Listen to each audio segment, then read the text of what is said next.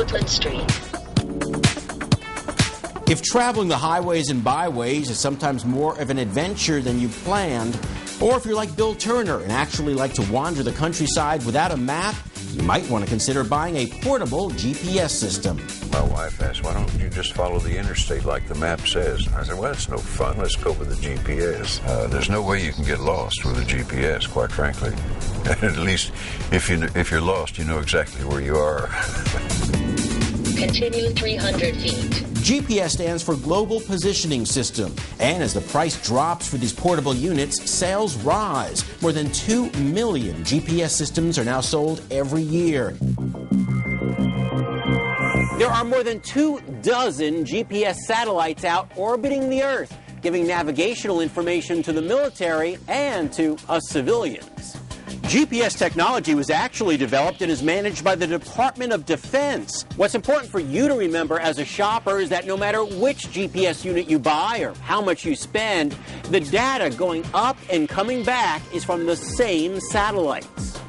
However, the manufacturers buy mapping data from different companies so that every GPS model has a different way of displaying the information.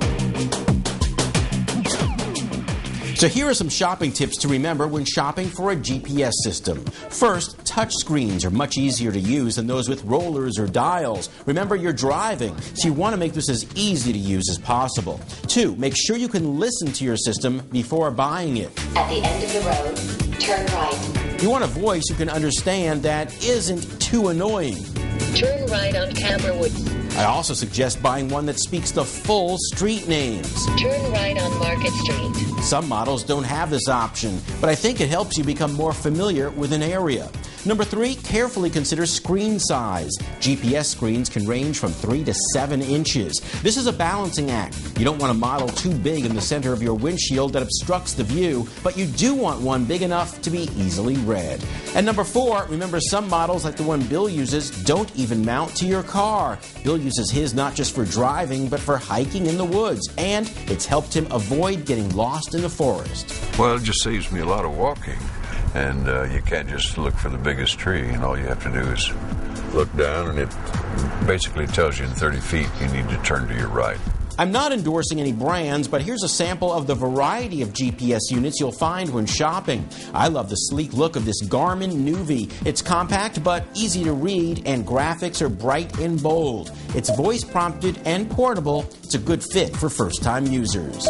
In a hurry to get there, choose a system with dynamic address searching, like this from TomTom. This means the system will get to the information quickly with fewer keystrokes. The good news is if you're walking the woods or cruising the highways or just in the neighborhood, there's a portable GPS for you. The trick is navigating the choices so you're a smart American shopper. And John says if you're still lost on whether to spend the money on a GPS system, you might want to consider this. Some car insurance companies reduce rates for drivers who purchase vehicles with pre-installed tracking systems or have new ones put in. One reason is that if your car is stolen, GPS tracking might help authorities